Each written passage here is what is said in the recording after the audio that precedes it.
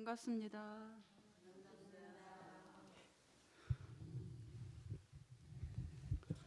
우리 불자님들, 오늘은 이제 제6 수기품인데요. 수기품에서는 그동안 성문이나 영각승 이런 분들은 감히 부처님이 될 수 없다고 생각을 했어요. 그리고 이제 부처님은 오로지 석가모니 부처님 한 분만 존재한다고 생각을 했는데, 이 법화경에서 이 대승불교에서는 그게 아니죠. 그리고 이제 이 부처님 당시에는 물론 부처님께서 이제 법을 펴시면서 많은 사람들이 자기 생명의 존중한 가치에 눈뜨게 돼서 자기를 뭐 오만한 것이 아니라 참된 생명의 근원의 가치를 아는 거예요. 그래서 모든 존재가 평등하게 소중하다는 그런 자각에서부터 언행을 조심하고 늘 다른 중생을 배려하는 그런 착한 행동을 함으로써 이제 성불의 기틀을 다져가는 건데, 그 카스트 제도가 심했던 당시 인도에서는 이렇게 부처님처럼 뭐 신분, 남녀노소나 부귀 귀천을 막론하고 모든 존재가 다 청정한 보살도를 행하면 모두 다 성불할 수 있다, 이렇게 단언하시는 부처님 말씀에 다 학을 띄고 놀라죠. 그 힌두교에서는 사성제 계급이 얼마나 엄격했는데요. 부처님 당시에 여자들은 뭐 완전히 사람 취급을 안 했어요. 이것은 동물만 아니지 사람과에는 속하는데 사람 취급을 못 받은 거의 막 짐승 수준에 가까운 그런 인격이라는 것이 없었어요. 그랬는데도 부처님께서는 모든 여자도 공부를 하고 정말 보살행하면 누구든지 성불할 수 있다는 것이 부처님 가르침이었으니까.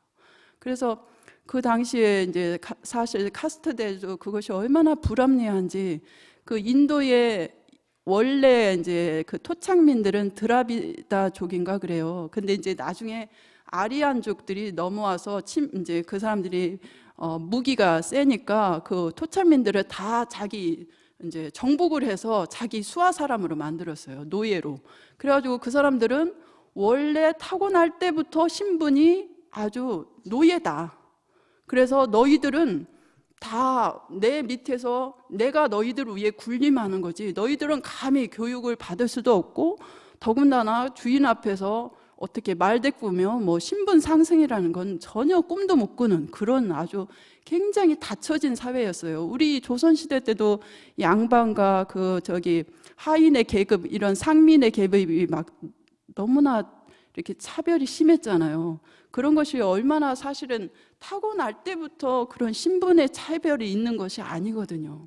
중생의 업 따라서, 업의 인연 따라서 타고나는 뭐 그 인연은 다를 수 있을지언정 그 물 자체의 근본이 다르지 않는 것처럼 모든 존재의 성품 자체에는 다 고귀한 성품이 있는 거예요. 근데 그 고귀한 생명의 가치를 무시하고 타고난 신분에 의해서 사람을 차별하는 것은 굉장히 악습이에요. 사회 악습인데 그것을 부처님께서 과감하게 깨신 거예요. 그리고 모든 일체 중생은 보살도를 행하면 다 성불한다. 보살도가 뭡니까? 보살도라는 것은 쉽게 말하면 내 생명의 근원이 다른 존재, 다른 생명체의 근원과 같아요, 달라요? 당연히 같죠. 우리는 다 부처님 참마음 하나예요. 근데 그것을 인지를 못해서 이제 죄를 짓는 건데, 나와 남이 원래로 하나의 생명이다. 그것을 명심해서 다른 생명을 내 몸처럼 아끼고 또 다른 사람을 함부로 업신여기지 않는 거예요. 그래서 정말로 우리가 복을 짓기 위해서는, 큰 복을 얻으려면 물론 이제 이렇게 부처님께 공양 올리고 여러 사람들께 좋은 일을 하고 하는 것이 다 복을 짓는 일인데, 그 가운데 가장 큰 복을 짓는 것이 뭔지 아세요? 지금 제가 금방 말씀드렸는데. 네? 그렇죠. 보살도를 행하는 거죠. 근데 마음가짐이 첫 번째 잊지 말아야 될, 명심해야 할 마음가짐. 쉬워요, 되게. 말씀해 보세요. 예. 크게 말씀해 보세요. 나와 남이 다르지 않다는 거. 예. 그래서 다른 사람이 괴로워하면 저 사람의 그 고통을 내가 어떤 내 능력 하에서 어떤 면에서 도와줄 수 있을까? 그리고 내가 돕지는 못해도 다른 사람이 잘못됐을 때 저 사람이 바른 길로 잘 편안히 살았으면 좋겠다, 이런 마음이 진실로 우러나와서 그 사람을 위해서, 또 자기가 친하거나 친하지 않거나 이런 거 떠나서 모든 생명체를 위해서 내가 할 수 있는 일이 무엇일까 하고 이렇게 조금이라도 도움되는 행동을 하려고 하는 거, 그 마음가짐이 가장 첫 번째예요. 그것이 이제 진실로 우러나기 위해서는 참다운 생명의 근원이 이제 우리가 제법 개공 그러죠. 일체 제법이 다 공하다 그러는데, 그 공이라는 것이 아무것도 없다는 것이 아니죠. 모두 다 하나의 진여 불성이라는 거예요. 그러니까 공을 이제 인연 연기법으로서 설명을 하셨는데, 연기법으로 설명한 것이나 모든 것이 공하다는 말이나 또 공 자체가 진여 불성이다, 공에 속듯이 부처님의 참 마음이다, 이 세 가지가 다른 게 아니에요. 그러니까 하나의 이제 삼육면체, 이제 왜 사면체로 된 주사위도 있고 삼면으로 된 주사위도 있잖아요. 그것을 이제 한쪽은 연기, 인연이라고 해도 되고, 그리고 한쪽은 공, 한쪽은 불성, 진여 불성, 이렇게 세 가지로 해서 그것이 하나잖아요. 그런데 이제 이렇게 던져서 나오는 거, 그 표현하는 방식이 다를 것 뿐이지 그 세 가지 면은 다 하나의 도리를 말하는 거예요. 그래서 일체 중생이 다 원래 하나의 생명이다. 그래서 그것이 일불승이에요. 그래서 참다운 일승에서, 그러니까 공에서 바로 일승을 느낄 수 있으면은 이제 거기에서 무한한 자비가 나오죠. 그러면은 하지 말라고 해도 저절로 내가 남에게 해로운 짓을 하면 그게 가슴이 아파. 그게 아주 평생의 괴로운 일이 돼요.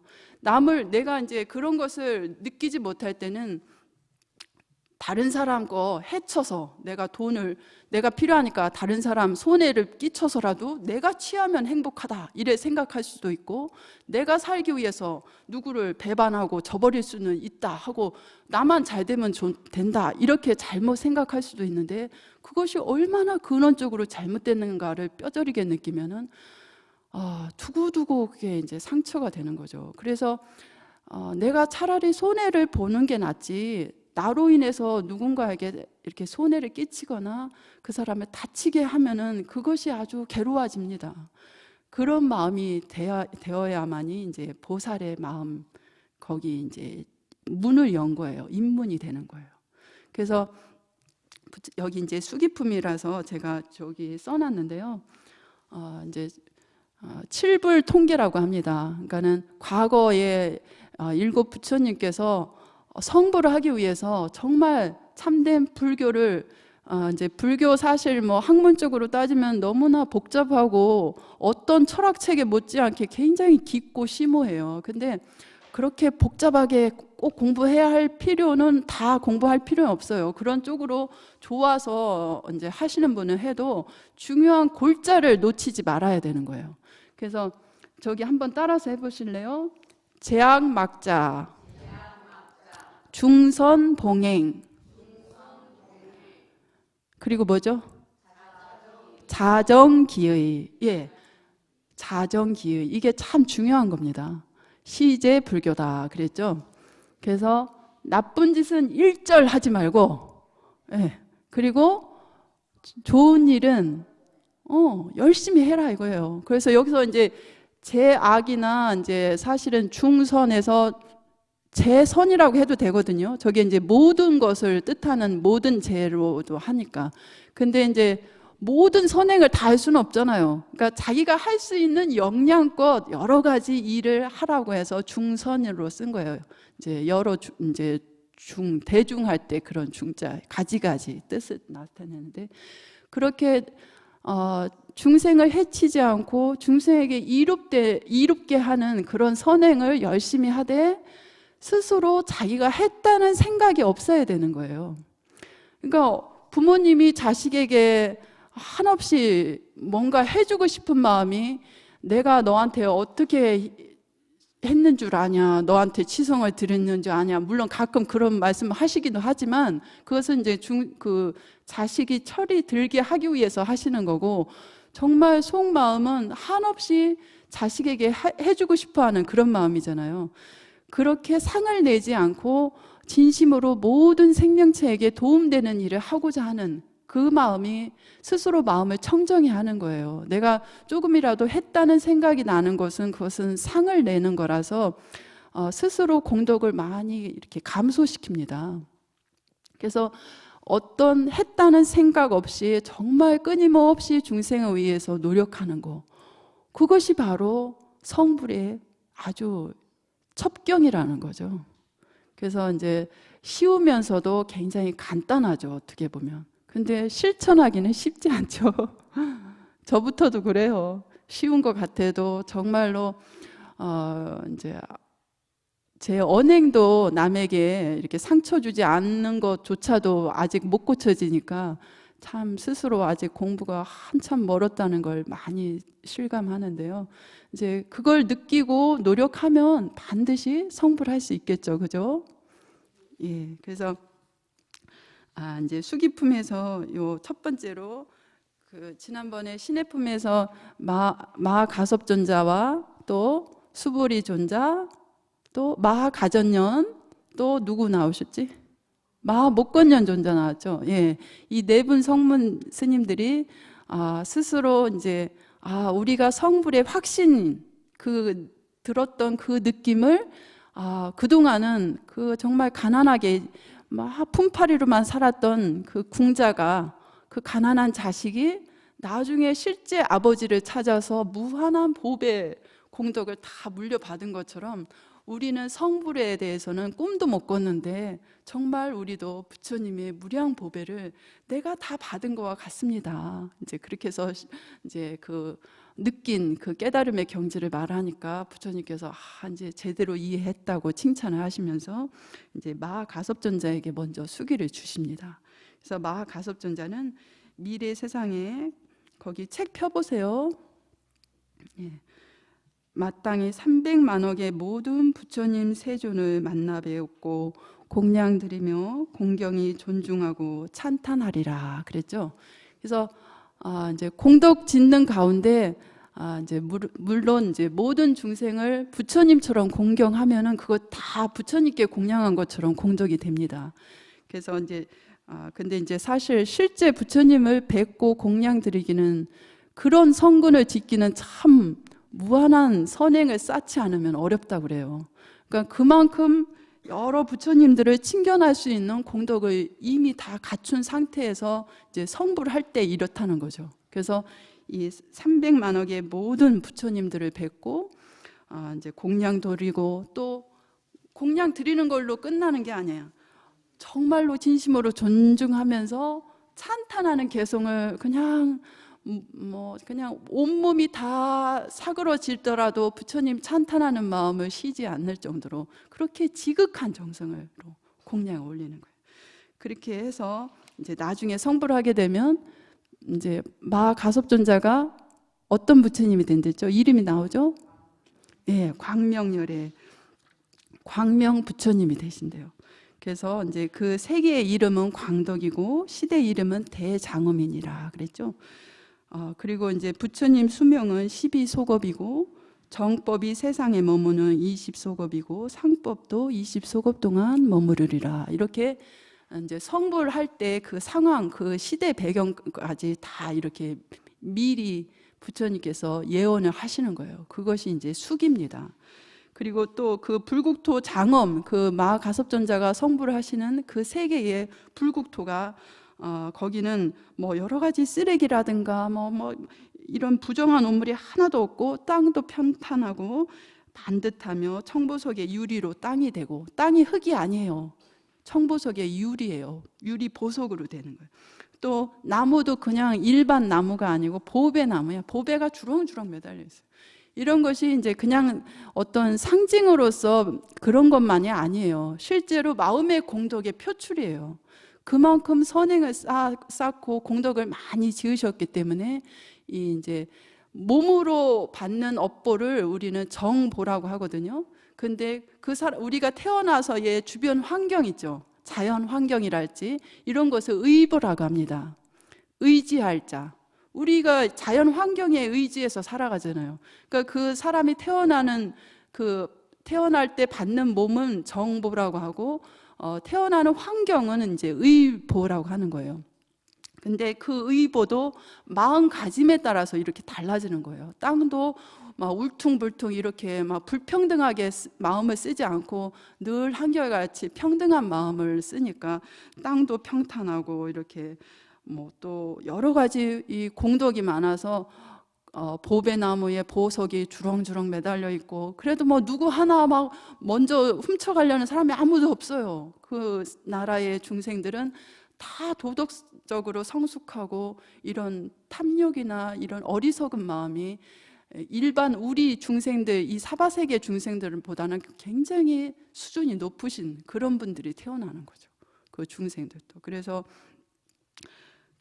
거기에는 성문 대중들도 한량 옷이 많고 마구니가 설사 있더라도 마구니가 오히려 착한 마음을 먹는 사람을 보호하지 착한 선행을 하는 사람이 해코지하는 그런 마음을 먹지를 않는다는 거예요.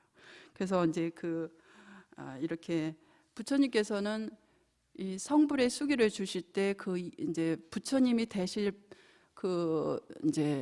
되셔서의 그 이름이라든가 또 수명도 사실은 부처님은 원래 무한한 진리 자체이기 때문에 수명이 한량 없는데 그 중생들과의 인연 때문에 이렇게 차이가 있는 거예요. 그리고 또 이제 성불을 하시기 전에 이제 인행이라고 하거든요. 이제 원인. 그러니까 성불의 원인이 되는 수행이다 해서 인행을 닦을 때 이제 본인이 서원 세우기를 나는 무량겁을 내가 이제 서원컨대 내가 성불할 세계에서 나는 그 중생들과 그냥 인멸하지 않고 영원히 살면서 법을 가르치겠습니다. 이렇게 서원을 세워서 하면 그렇게 됩니다. 그것이 이제 서원의 힘이에요. 그렇게 되도록 이제 무량 공덕을 닦으면서 서원을 세우면 그 원하는 대로 되는 거예요. 이 마음의 공덕이라는 것은 한량이 없어요. 그래서 아주 마음을 좁게 쓰기로 말하면 바늘 구멍보다도 더 좁다고 하잖아요. 근데 한 생각 돌려서 그거 참 원래 내 잘못이었지.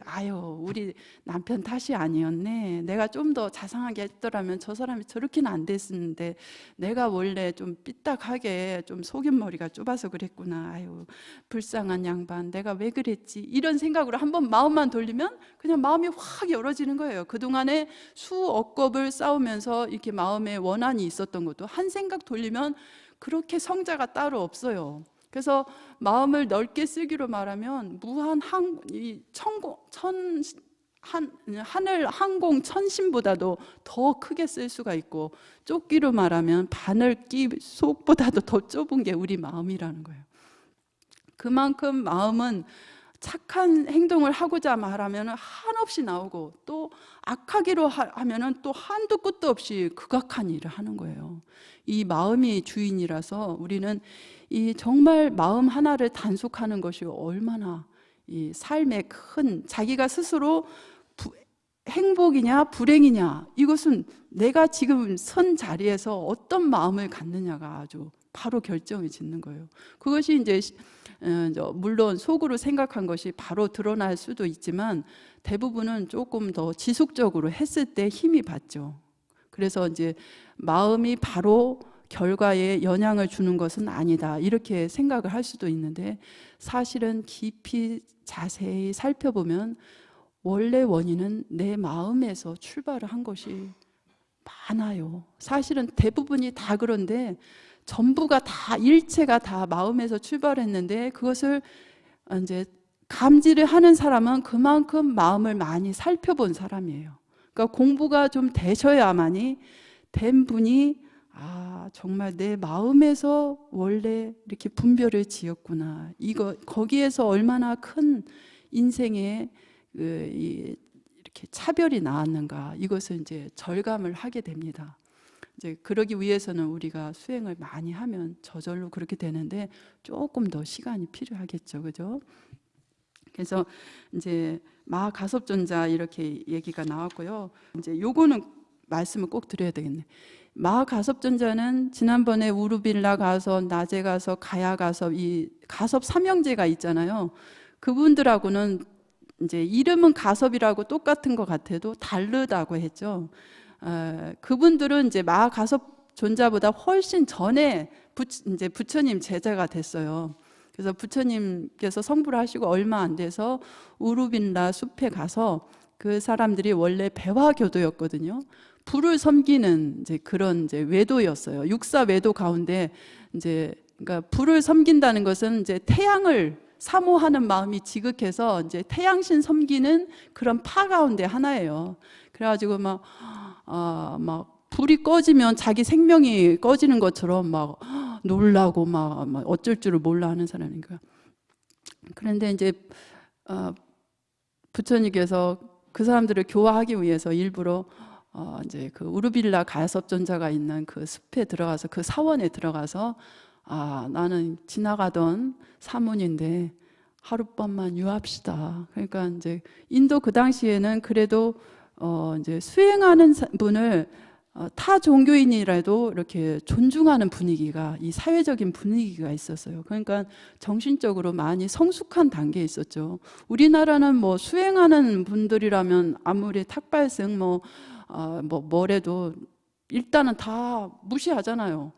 저렇게 촌떡같이 생기고, 뭐 돈도 없고, 저 사람 왜 저러고 다녀? 그리고 무시하는 분위기가 있는데, 인도는 아주 허름하게 종교 수행을 하는 사람을 일단은 존중을 합니다. 그런 사회적인 이 정신 문화를 순상하는 분위기가 있었어요.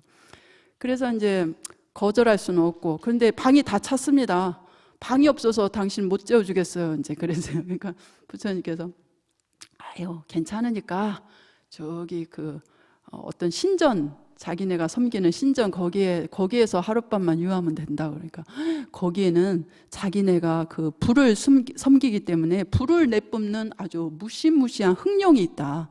그러니까 거기에 있으면 흑룡이 썽이 나서 바로 죽을 수가 있으니까 거기 들어가면 안 된다고. 자기네도 사제지만 늘 이제 흑룡을 섬기는 마음으로 막 갖다 바칠 때 이제 예불 하듯이 절할 때 이렇게 들어가지 함부로 못 들어간다는 거예요.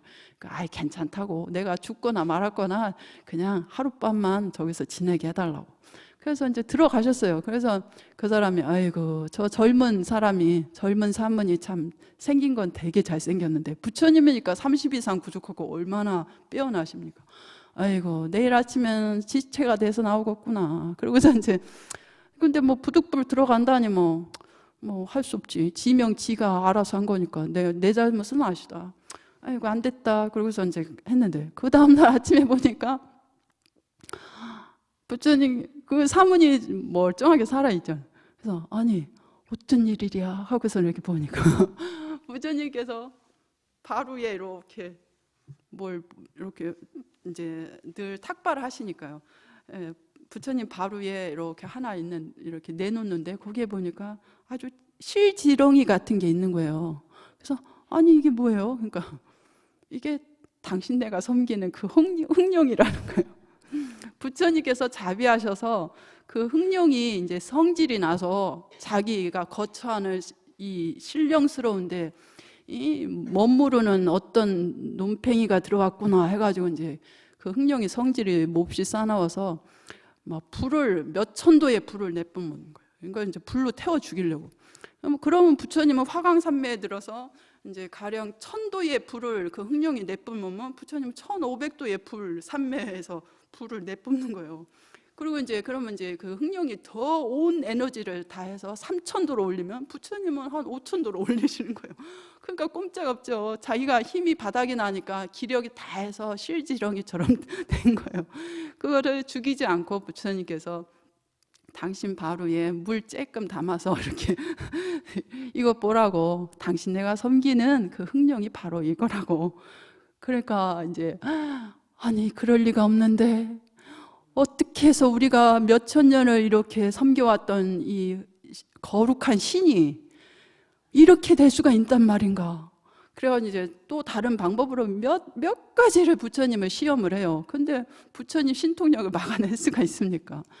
그래가지고 이제 완전 100% 부처님께 기의를 하죠. 그래서 그 우르빈나 가섭존자가 그 제자로 거느린 사람들이, 제자들이 500명이었대요. 그래가지고 이제 부처님께 기의하면서 그 흥룡에게 공양 올렸던 그런 여러 가지 제물, 우리 부처님께 올리는 공양물 그릇 있잖아요. 그런 것처럼 신전에 사용했던 그런 모든 제기들을 다 그 겐지스 강변에 다 버려버렸어요. 그게 이제 이렇게 둥둥 떠다니다가 나무도 있고 그랬는가 보죠. 그게 이제 하류로 내려가면서 그 아우들도 이제 왜 스님들도 이렇게 각자 처음에 어렸을 때 은사 스님 절에 있다가 각자 분가해서 큰 절을 차리잖아요. 그러니까 아우들도 각자 다 배화교도의 아주 교주로서 둘째 아들도 이제 아니 둘째 동생이죠. 나제 가섭존자는 300명의 제자를 거느리고 또 가야 가섭존자는 200명의 제자를 거느리는데 아니 형님이 사용했던 그릇이 다 내려오거든. 그러니까 이게 큰일 났다. 형님에게 무슨 일이 있나 보다 하고선 쫓아가서 아니 간밤새 무슨 일이 있었습니까? 하고 막 놀래서 물어보니까 아유, 우리가 섬겼던 그 흥룡이란 것이 이런 존재밖에 아니었다. 그러면서 이제 부처님 이야기를 해드리니까 그럼 이제 형님을 믿으니까 그럼 우리도 다 부처님께 기의하고 제자가 되겠습니다 해서 모두 다 합해서 1000명의 제자들이 다 일시에 다 부처님 제자가 돼요. 그래서 1000명의 제자를 다 거느리신 상태에서 나중에 마하가섭존자는 부모님 섬기고 부모님 돌아가실 때까지 순교를 유지하고 나중에 출가했다고 그랬죠. 그래가지고 30살이 넘어서 출가를 했어요. 그래서 이제 뒤늦게 출가를 해서 이제 늦깎이라고 하거든요. 이제 요새 우리말로 하면, 우리 절집 용어로 하면. 그렇게 이제 늦깎인데도 이 마하가섭존자는 얼마나 철두철미하게 수행을 했는지 두타제일로 유명하잖아요. 두타라는 것은 이제 인도 말인데요. 그냥 한마디로 말하면 이제 무소유 청정 수행을 하신 거예요. 그만큼 아주 청빈하게 사신 거예요. 이제 그렇다고 해서 뭐 극단적으로 이제 극단적인 외도 그 부처님 당시에 쾌락주의자도 있었고 고행주의자도 있었는데 그 고행주의자로서 아주 극단적으로 이 고행만을 목표로 하는 거예요. 고행 자체가 성불의 길로 생각을 하고. 근데 그런 것은 비합리적이라서 부처님께서 권하지 않으셨어요. 그렇지만 물질에 탐닉하는 그런 것은 정말 자제해야 된다고 해서 했는데 이제 그렇게 아주 극단적으로 고행주의자들은 무소유를 너무 강조를 해서 옷도 소유하면 안 된다. 그래서 옷 하나도 안 걸치고 나체로 수행하는 자들도 있었어요. 근데 그렇게 수행하면 안 된다고 그랬죠. 부처님은 중도의 수행에 이 일상생활에 하는 일반 사람들이 어느 정도 이해할 수 있는 그런 상식이 통하고 조금 이렇게 조화를 이루어 갈 수 있는 선에서 고행도 해야지 그렇게 이렇게 치우친 것은 바른 수행이 아니다 그랬는데 그래도 수행자로서 재물이나 또 의식주에 너무 탐닉을 해서는 바른 수행을 못 하거든요. 이제 그래서 이제 바르고 청빈하게 사는 것을 이제 두타 행위라고 합니다. 그래서 걸식을 위주로 하고 그랬는데 이제 이 마하가섭존자도 부처님보다 나이가 훨씬 많아요. 출가할 때부터 부처님보다 나이가 훨씬 많았어요. 그런데 한 20살이나 위니까 부처님께서 50이 넘어서 이렇게 마하가섭존자를 보니까 이제 거의 80이 다 됐거든요. 그러니까 얼마나 연로하겠어요. 근데 이제 당신 제자로서 이렇게 늘 법문을 듣고 가르침대로 수행을 하는데 마하가섭존자도 하루도 쉬지 않고 그 법대로 아침에 이제 늘 탁발을 하러 다 다니시거든. 근데 너무 연로하니까 이제 다른 젊은 수행자들이 탁발을 해서 많이 이제 7집씩만 다니는데 7집 가운데 탁발하러 가서 그 이제 어쩌다가 공양을 안 주는 데도 있거든요. 그러면 이제 바루가 안 차도 7집 이상을 가지 말라. 그러니까 바루가 안 차도 그걸로서 만족하면서 이제 지내라고 했는데 어떤 때는 또 바루가 넘치도록 가득 공양물을 받아올 수가 있잖아요. 후하게 주는 신도님 집에 가면 그런 이제 많이 받아온 다른 젊은 수행자들 거 좀 나눠서 그 마하가섭존자를 이렇게 공양하지 그 늙은 노구에 더 이제 탁발하지 마라 그랬어요. 안타까우니까 당신보다 한 20살이나 연상으로서 얼마나 나이가 많아. 그러니까 가서 봐 이제는 내 몸이 이제 연로하니까 이제는 탁발을 다니지 않는 것이 좋겠다 이렇게 권유를 했는데도 마하가섭존자가 부처님 탁발은 제 목숨과도 같습니다. 제 수행에 저기 그 기본 취지인데 이거 탁발을 저는 멈추지 않겠습니다. 부처님 말씀을 따를 수 없습니다. 하고 딱 단호하게 그 끝까지 목숨이 닿을 때까지 두타행을 하겠다고 이제 했죠. 그러니까 부처님께서도 참으로 훌륭하다. 보통 사람 같으면은 어려우니까 좀 쉬라고 해도 그러면 아이고 잘 됐다 하고 편히 쉴 텐데 세상에 저렇게 이렇게 어려운 그 두타행을 나이가 들어서도 한다니까 얼마나 참 훌륭한가 싶어서 두타행이 살아있는 한은 나의 법이 멸하지 않을 것이다. 그러니까 스님들이 청정하게 청빈하게 살면 법이 쇠락하지 않는다. 이제 그렇게 이제 가섭존자를 칭찬해 줬어요. 그리고 이제 선종의 초조라고 그러죠. 마하가섭존자. 그래서 이제 사실 중국에서 선종이 일어났는데 참선이 일어났는데 그 달마 대사가 이제 중국에 들어와서 그 심의 마음 심법을 이제 경전이나 어떤 가르침을 통해서가 아니라 바로 이신전심으로 마음으로써 마음을 바로 깨닫는 그것이 이제 선종의 이제 기본 가르침이잖아요. 그 이치를 이제 달마 대사로부터 전해 받은 줄 알았는데 그 이전에 부처님께서 마하가섭존자에게 이 시민법을 전하셨다고 해서 세 군데에서 전하셨대요. 그래서 삼처전심이다. 그러니까 세 군데 장소에서 마음은 사실은 이렇게 언어나 사량 분별로 전할 수 없는 그런 이제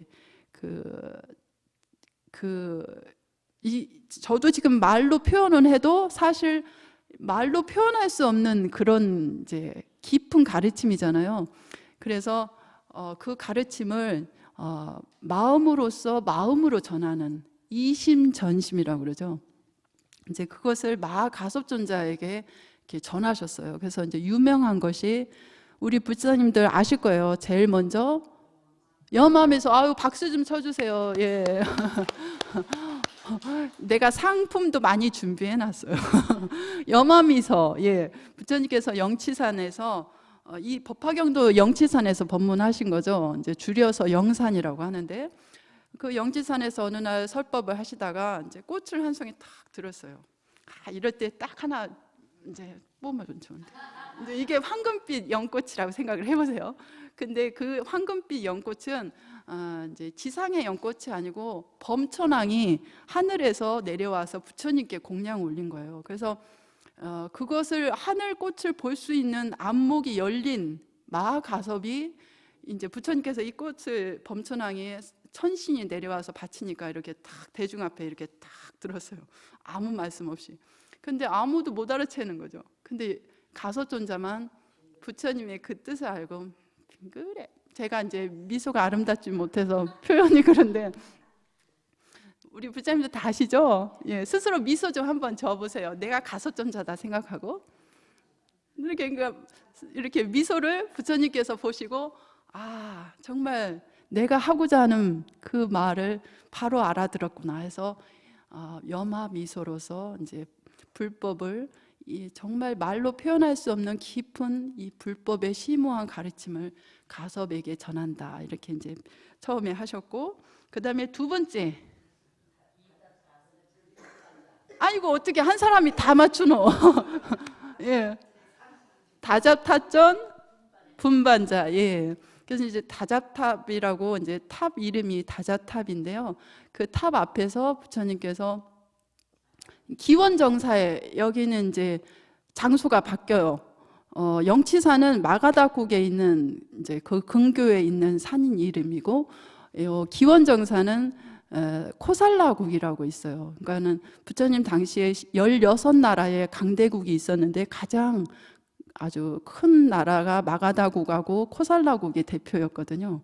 근데 이제 코살라국에 거기에서 이제 기원정사가 있는데 그 기원정사에서 부처님께서 법문을 하시는데 이 두타행을 하시니까 옷도 새 거는 잘 안 받아요, 공양을. 이제 저 같은 경우에도 좀 낡고 저기 하면 새 옷 사서 입거나 누가 선물해 주면 좋다고 해벌쩍해서 받아들이고 입는데, 이 마하가섭전자는 정말 최소한의 의식주만 필요하지 그런 거 다 필요 없다는 거예요. 그래서 옷이 다 낡을 대로 낡고 맨날 귀여워가지고 아주 정말 남루한 그런 옷차림으로 부처님 설법을 들으러 오셨는데, 이제 늦게 와가지고 맨 끝자리에 앉아서 이제 또 늦깎이에다가 이제 사람들이 취급을 안 하는 거예요.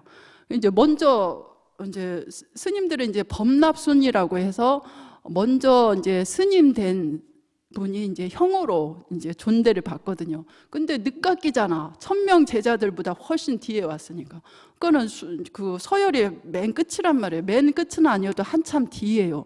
그리고 옷도 맨날 그지 같은 옷만 입고 그리고 막 초라하게 맨 끝머리에 있는데 부처님께서 보시고 자리가 없어서 막 구탱이에 막 껴서 앉아 있는 거예요.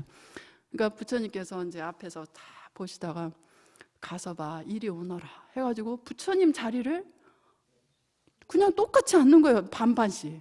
부처님과 동등하다는 그런 의미가 있는 거예요. 그러니까는 그것도 이제 부처님의 법을 전하는 그런 시민법이다 해서 하고, 그 다음에 세 번째는 그런 거예요. 아이고 다 맞추셨네. 근데 이제 여기 말씀하신 분도 한 서너 명 되시는데 또 말씀 안 하신 분들도 다 알았던 것 같아요. 그죠? 다 우리 모두에게 박수 좀 쳐보세요. 네. 맞아요. 그래서 곽씨 쌍부다 해서, 곽이라는 것은 그 왜 사람이 죽으면 관이 있잖아요. 관을 또 싸고 있는 큰 괴짝 같은 거래요. 그러니까는 그래서 덧널곽이라고 하는데 사전으로 찾아보면, 그러니까는 관을 바깥에서 더 이렇게 보호로 또 싸는 거예요. 그 이제 부처님이 인멸하시고 나서 이제 부처님을 정성껏 모신다고 이제 또 이제 관을 또 밖으로 이제 또 다시 큰 이제 괴짝으로 해서 모신 거예요. 근데 마하가섭전자는 굉장히 당신이 철두철미하게 청빈하게 사시니까 이제 부처님을 믿는 신도들이 많으면서 정말 공양 올리는 그런 이제 공양물이 많아지니까 스님들도 사치해질 수가 있잖아요. 많이 있으니까 많이 쓰게 되거든. 많이 들어오니까. 이제 그런 스님들이 이제 많아지니까 이 마하가섭전자는 당신이 너무나 청렴하시니까 이렇게 사치하게 사는 스님들 꼴을 못 보는 거예요. 그러니까 요즘 말로 하면 정화를 하러 스스로 막 혼자 돌아다니세요. 그래서 사치하게 그리고 나태하게 사는 스님들이 있으면 막 혼줄을 내서 고치거나, 아니면 이것은 혼줄로 내서 이 사람이 고치지 않겠다 하면 바로 제적을 시켰어요. 부처님께 법을 받았기 때문에 그만큼은 이제 권위가 있어서 이제 마하가섭전자 이렇게 하시고 다녔는데, 부처님께서 이제 부처님보다 1년쯤 전에 목련존자가 먼저 인멸을 하시고, 그 다음에 이제 사리불도 부처님께 허락을 받아서 먼저 떠나게 좀 해주세요. 부처님 허락 좀 해주세요. 그렇게 졸랐대고 그랬죠. 그래서 이제 사리불 존자도 떠났어요. 그리고 나서 이제 부처님께서 1년쯤 후에 떠나셨는데, 이제 마하가섭전자는 여러 곳을 돌아다니면서 이제 교단을 청정히 해야 되겠다 해서 스님들 생활 규범을 바로잡기 위해서 이제 막 정말 그 노구에도 부처님께서 인멸하실 때 80세였으니까 마하가섭전자는 100살이에요. 그런데도 그냥 천지사방으로 돌아다니시면서 교단의 정화를 위해서 그렇게 돌아다니셨는데, 나중에 들으니까 이제 사리불가 목련이 떠났다는 얘기 들으니까 부처님께서 가장 아끼시고 가장 지혜가 출중해서 믿었던 제자였는데, 부처님보다 앞서 갔으니 부처님 마음이 얼마나 마음의 상심이 크실까, 그게 염려가 돼서 이제 그 북쪽에서 부처님 계신 지방으로 내려오다 보니까 그 옛날엔 다 걸어서 다녔잖아요. 그리고 또 부처님께서 함부로 신통력을 쓰지 못하게 했거든요. 그러니까 자기 자신을 위해서 신통력을 쓰면 안 돼. 그러니까 중생을 교화하기 위해서 신통력을 어쩔 수 없이 나타내야만 그 사람이 교화가 된다면 그것은 허락을 해서 하기로 했지만, 자기가 편하기 위해서 신족통으로 확 날아갈 수 없거든요. 그리고 이렇게 두타행으로 철두철미하게 사는 사람이 자기 이익을 위해서 날아갈 수가 없지. 그러니까 그냥 타불타불 계속 걸어서 와서 부처님 계신 데로 와 보니까 이제 그 동네 사람들이 그러는 거예요. 아이고, 부처님 답이 보려고 오셨나 본데 늦었네요. 그러는 거예요. 그러니까 아니, 세상에, 나는 부처님이 염려가 돼서 왔는데 답이라니, 그리고 이미 돌아가셨단 말이 아닌가 싶어서 그게 무슨 말이냐고. 그러니까 부처님 이래 전에 벌써 일주일이 됐다는 거예요. 일주일 전에 열반하셨어요. 그래서 이제 답이 하려는데 불이 안 붙어서 못 한대요. 그러는 거예요. 아니 세상에. 그러고서 이제 그 말 듣고 그 청관사를 가보니까 안한존자가 저기 이제 아니 어쩐 일이냐고 이제 가소존자가 막 물어봤을 거 아니에요. 그러니까 일주일 전에 열반에 드셨는데 이제 그 전단 나무를 쌓아서 다비를 하잖아요. 가장 공경하는 의미로 나무 가운데 가장 향기가 좋은 나무가 전단향이거든요. 그래서 이제 돈 없으면 그것도 못 사요. 근데 이제 부처님을 공경하는 많은 사람들의 그 저기로 해서 이제 전단나무를 쌓아서 이게 다비를 하려고 하는데 불을 아무리 기름을 붓고 해도 안 타는 거예요. 불이 이래 동안을. 그래서 이제 불이 안 붙으니까 어떻게 이제 다비를 못 하고 있는 거죠. 이제 부처님 모신 이제 큰 관 속에 거기에 이제 뒤늦게 온 마가섭존자가 아이고 부처님 다 깨달았어도 인간의 정리라는 게 있잖아요. 나의 정말 가장 훌륭하신 스승님께서 이렇게 먼저 가시다니 하면서 내가 그 임종도 부처님 열반하시는 것도 못 보고 아이고 부처님 우리는 어떡합니까 하고 마음이 부모님 돌아가신 거 못지않게 슬퍼서 이제 부처님 우효삼잡이라는 말 들어보셨죠? 부처님 주위나 부처님 탑이나 그 주변을 이제 시계 방향으로 오른쪽으로 도는 것을 이제 3번 도는 걸 우효삼잡, 또 이제 더 공경하는 마음으로 7번 들으면 우효칠잡, 그리고 그냥 무수잡을 들기도 해요. 그냥 몇 시간씩 공경하는 마음으로 개성을 읊으면서. 그리고 이제 다 그게 수행인 거예요. 근데 이제 부처님께 아이고 부처님 하면서 이제 이렇게 오른쪽으로 돌면서 부처님께 이제 예의를 갖추고 나니까 그 관 밖으로 부처님 발이 쌩 나오는 거예요. 이제 불교를 모르는 사람들은 그 생쇼다, 그거 다 거짓말이다 그러지만 그거 거짓말 아니에요. 그리고 충분히 그거는 가능한 거예요. 왜 부처님께서 아무리 기름을 붓고 불을 해도 안 타게 했겠어요. 가섭존자에게 마지막으로 전해줄 가르침이 손이나 다른 걸로 나올 수도 있는데 발이 쭉 나온 것은 의미하는 바가 뭘까요? 예? 아니, 그러니까는 발이 나왔다는 걸 의미하는 바.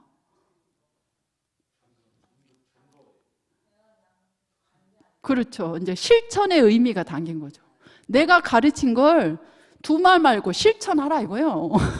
그거를 이제 그것이 이제 그 선종에서 이제 세 군데에서 법을 이제 그 마음을 전하셨다 해서 곽시쌍부입니다. 이제 밖으로 그게 이제 보일 시자예요. 근데 발음이 곽자가 있으니까 소리가 좀 된 소리가 나는 거죠. 그래서 곽시쌍부인데 쌍은 이제 양쪽 발이라는 거죠. 부는 이제 원래 가부좌 틀 부자인데 여기에서는 그냥 발등 부로 생각을 하시면 돼요.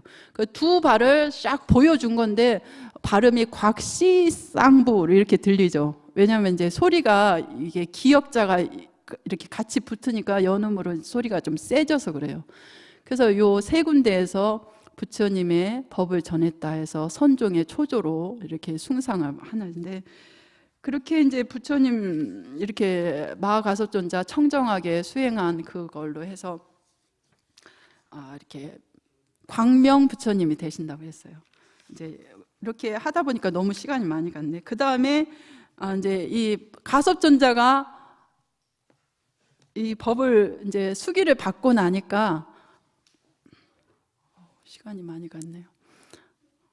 이 대목곤년과 수보리 마가전년도 내 동료가 성불을 한다는 수기를 받으니까, 우리가 그렇잖아요.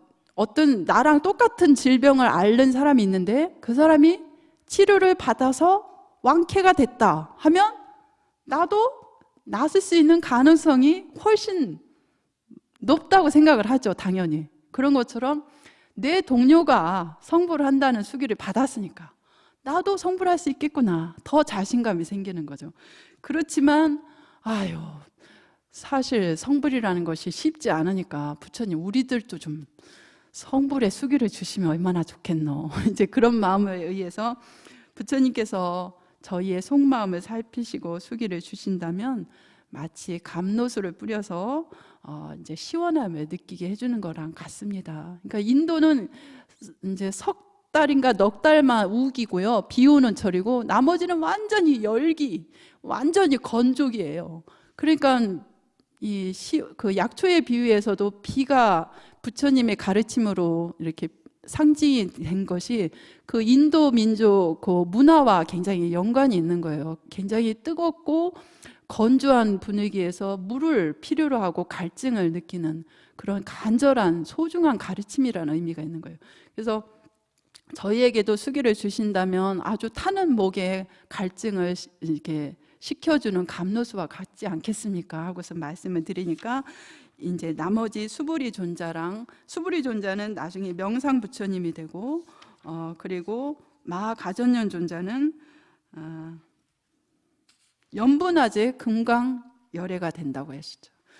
사실 수부리 존자도 할 얘기가 되게 많아요. 상당히 재밌는 얘기 많은데 굉장히 수부리 존자가 반항하였거든요. 스님 되기 전에는 아주 폭주족 못지않게 소년기에 굉장히 청소년 반항아로서 그 시대를 주름 잡았던 분인데 스님이 돼서 아주 사람이 확 달라진 거죠. 깨닫고 나서. 그런 얘기 하면 참 재밌는데요. 다음에 해야 되겠네요. 그리고 가전년 존자는 이제 연분화제 금강보여되고, 그 다음에 목련 존자는 목련 존자도 이제 사리불과 같이 출가를 해서 7일 만에 아라한가를 바로 얻으신 분이에요. 그래서 이 목련 존자는 어떤 부처님이 된다고 그랬죠? 다마라발 전단향 열애가 된댔어요. 전단나무 가운데 가장 향기가 좋은 것이 다마라발이래요. 그러니까 굉장히 정말 그 존재 자체가 은은한 향기로운 그런 부처님이라는 거죠. 그래서 이제 그렇게 이 여러 부처님들도 이 네 분의 스님들이 다 무량한 공덕을 지어서 성불을 할 것이라는 보증을 이제 하신 건데, 여기에서 우리가 이제 절대로 혼동하지 말아야 되는 것이 수기를 받았다고 해서 그냥 선불이 되는 게 아니죠. 거기에는 반드시 단서 조항이 있어요. 한량없는 부처님들을 뵙고 공양 드리고 또 보시를 하고 또 탑을 쌓아서 공양을 올리면서 여러 가지 공덕, 보살 공덕을 많이 쌓은 다음에 성불한다는 것이 그냥 저절로 너희가 성불할 거라는 것이 한 명도 그렇게 받은 분이 없다는 거죠. 그래서 그것은 어느 누구나 다 마찬가지라는 거예요. 우리가 성불하기 위해서는 본래는 우리 마음이 부처님 진여불성과 다르진 않지만 그것을 개발해내기 위해서는 그동안에 쌓아온 업장이 너무나 그 공덕을 바로 드러내면 좋은데 다 얽히성기 다 막혀 있어요. 그래서 그것을 없애기 위해서는 우리가 무량보시행과 한없는 보살행을 해야만이 왜 금도 여러 가지 막 더러운 것이 많이 섞여 있잖아요. 광석 물질 처음에 발견해도 그것을 재련하는 과정이 필요하거든요. 그래서 불순물 재련하는 과정이 바로 보살행을 닦는 거예요. 그래서 하면은 이제 그 여러 가지 남에게 이익되는 보살행을 꾸준히 하다 보면 저절로 우리 마음의 그 업장이 가벼워지고 몸과 마음이 맑고 순연해져서 본래의 청정한 불성을 완벽하게 이제 회복하는 거죠. 그래서 순금이 되는 것이 바로 부처님이 되는 거예요. 그래서 이제 제가 오늘 설명이 앞에서 너무 많이 해서 좀 쉽게 이제 더 설명을 하고 싶은데 그냥 오늘 수기품은 요걸로 강서를 마쳐야 되겠습니다. 우리 부처님들 또 다 성불합시다. 네.